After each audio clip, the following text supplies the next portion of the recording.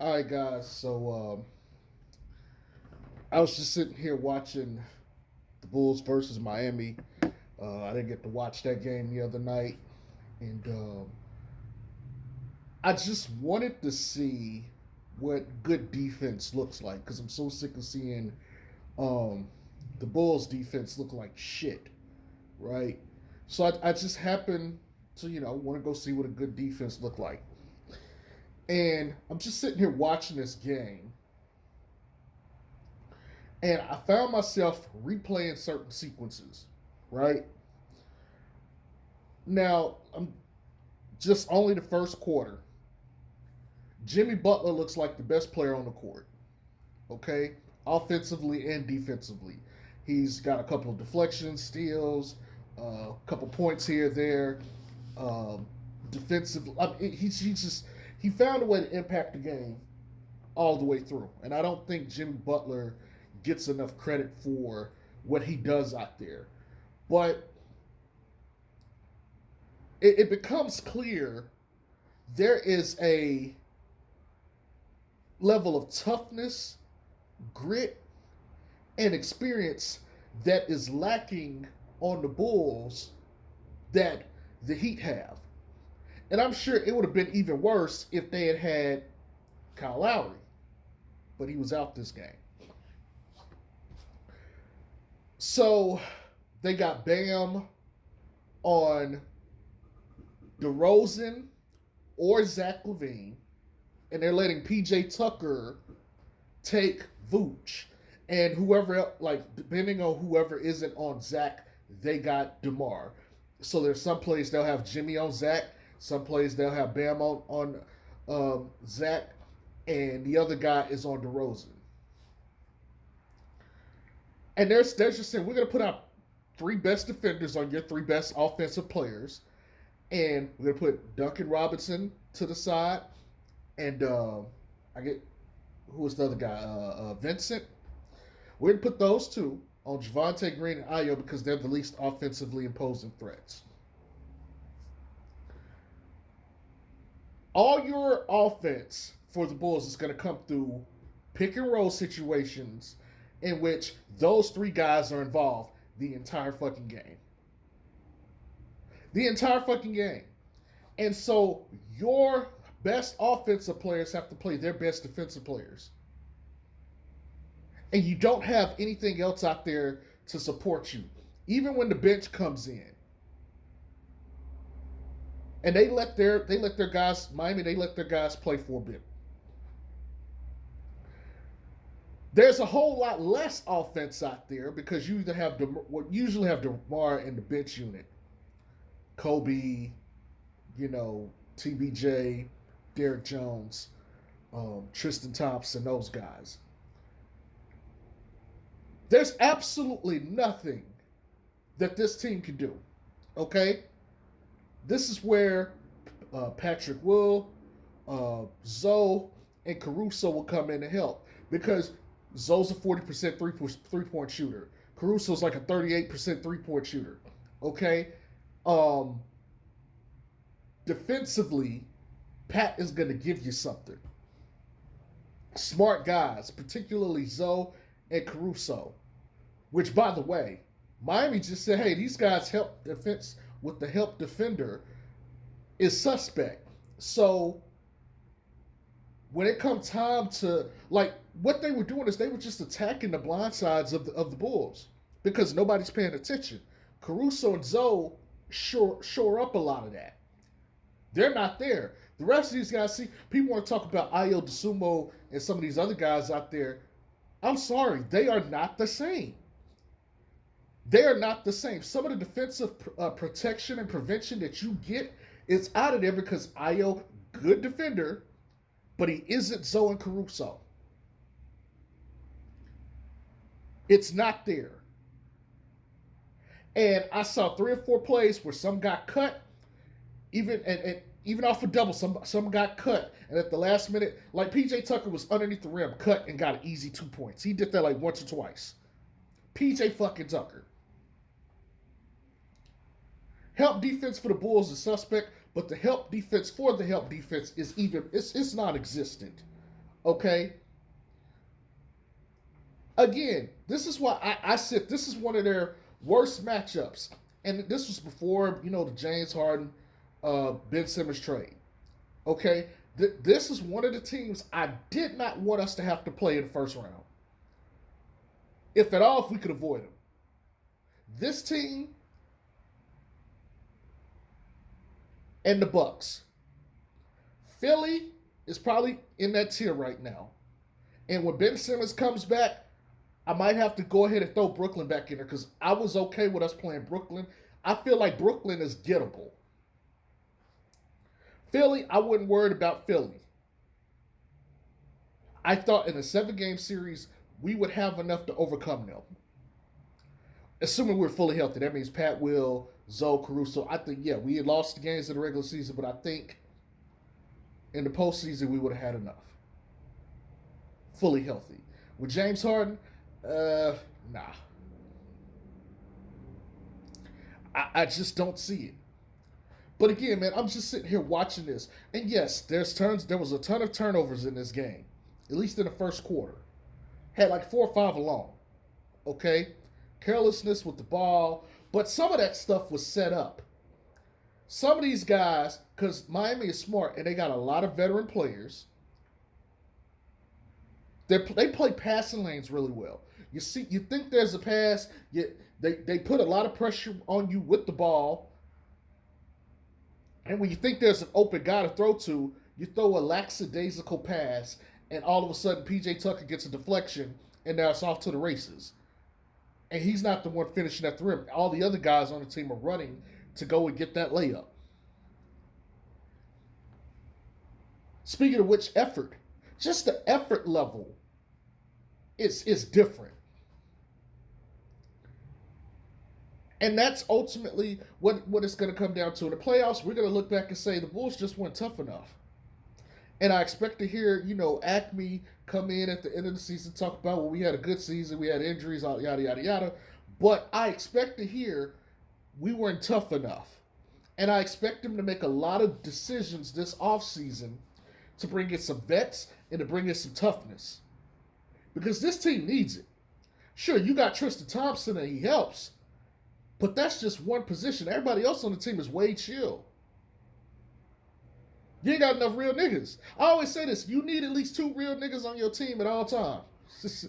You're going to always need at least 2 real ass niggas on your team at all times.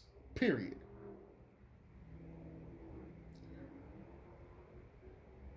Miami Heat. Lots of them. They got at least 4 or 5. 4 or 5. 4 or fucking 5. It's even better when your leader is that guy. Giannis Antetokounmpo, that's a real ass nigga. Giannis is not playing games with you. Giannis is ready at all times. Yeah, he cool, he funny, but on that court, Giannis will step to you. It don't matter who you are in this league, he got words for you. There ain't nobody on this team like that. But that's slight little rant off on the side. All right, look. Again, this is the fucking nucleus of the team without your backcourt essentially, which is Caruso and Zoe.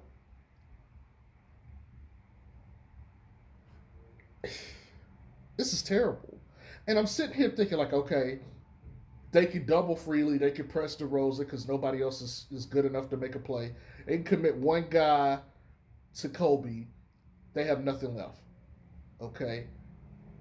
At least with Lonzo, you're guaranteed to have some shooting out there. At least with Caruso can create and he can knock down some shots too. At least with those two, it gives you a different dynamic. Because you could get to a point where Zoe is like 3 for 3 in a quarter, and now you gotta, focus your defense in on him, and now DeRozan can work. You could double. DeRozan can get the ball to Caruso, and you got a 4-on-3 situation. Caruso can find the open man. He can set something up. You're missing that. But again, losing those guys, see, the margin for error with the Bulls was a little bit higher with those two. Without them, the margin for error greatly diminishes. Greatly diminishes. I'm looking at this thing right now. It's the second quarter, 8:59 left, 23-39. They had at one point got it down. It was 21-30. That means 3 minutes into the second quarter, this is a 2-9 run.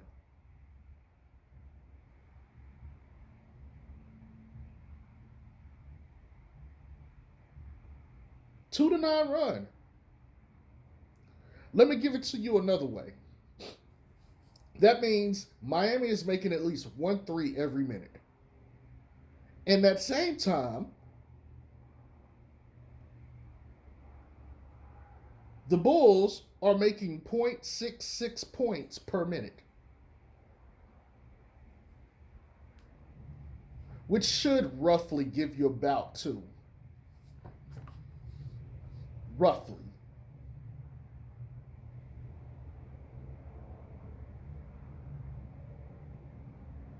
They getting their ass beat. Low IQ, lack of experience, lack of toughness, lack of commitment on the defensive end, too much overlap, guys that you don't have to respect out there. You got Javonte Green, and you got Derrick Jones Jr. sitting out there camping in the corner. Tyler Hero and Duncan Robinson saying, okay, no problem. We'll sit here on these guys. They not working.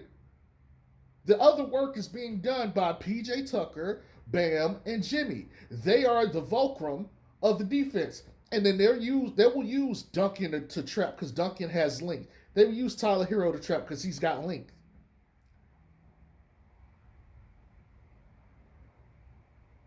They don't respect Vooch enough that they can put PJ Tucker, who's giving up like 6 inches,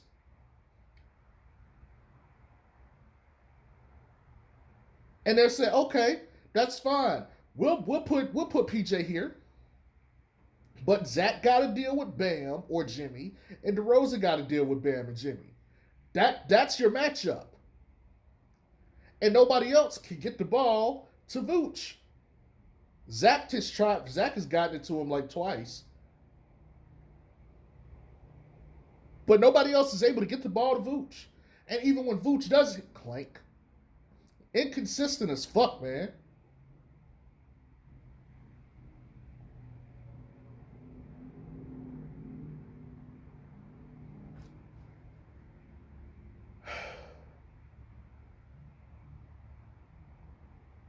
There's a reason I kind of haven't watched a lot of these games since Zoe and Caruso have been out.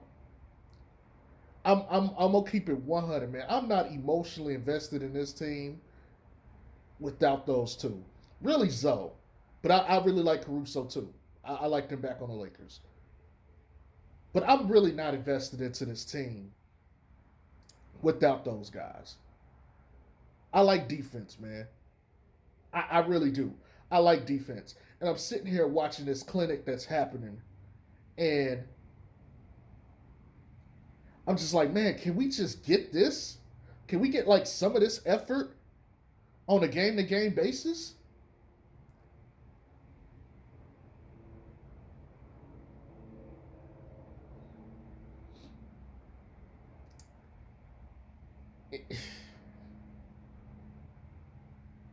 I don't get this. I'm watching the play right now.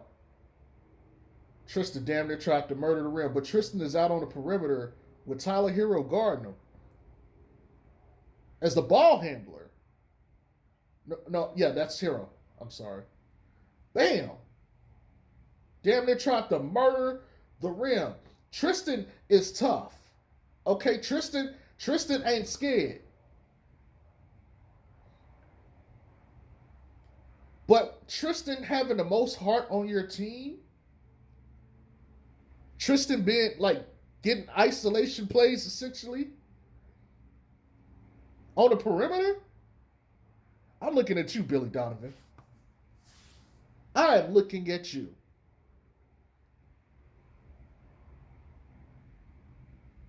Now he got fouled going to the rim. He's going to shoot free throws.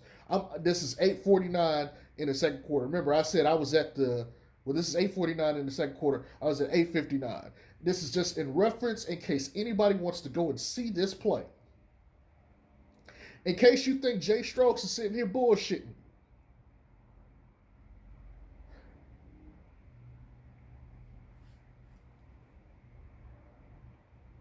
This is what we can expect, man. I don't have to watch any of the other games. I know exactly what the fucking result is. Guys not even fighting for rebounds. Hell, within the first couple minutes, Miami's out there like they are attacking rebounds. They are attacking rebounds as if the rebounds determine who win the game. You know what? I don't need to go there either. I don't need to go there. I don't need to go there. This is pathetic, man. This shit is fucking pathetic. Like if you can, if you can stomach watching this crap, go ahead. But oh, they beat all these shitty teams. Oh, they had 5-game win streak, 6-game, whatever. They beat all these shitty teams. Oh, the Chicago Bulls. But then you come up there, you got to play some real ass teams. And all of a sudden, you on a 4-game skid. Tomorrow, you got to go play Philly. You ain't beat them all year. And now they got the upgrade. And you don't have the guards to take James Harden. Because Lonzo Caruso was giving James Harden work. Whenever they played, other than the night on that back-to-back, and I can't remember, I don't think Caruso and Zoe were available for that game. So they both missed that game, and that was the game they lost too. But they had work for James Harden every time they matched up. James Harden didn't get a motherfucking thing free.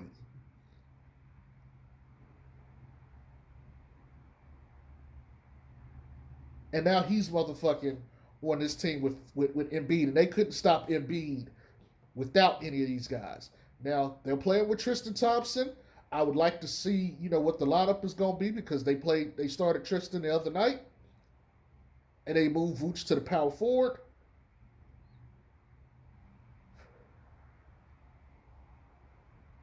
But, man, this is disappointing as shit, man. Anyways, y'all tell me what you think. I was watching this and I was like, you know what? I gotta say something. I gotta fucking say something, man. I wanted to hold my peace, but I can't, man. This bothers me, man. Let me know what y'all think. If I'm just overreacting, let me know. But anyway, y'all have a good night. Peace.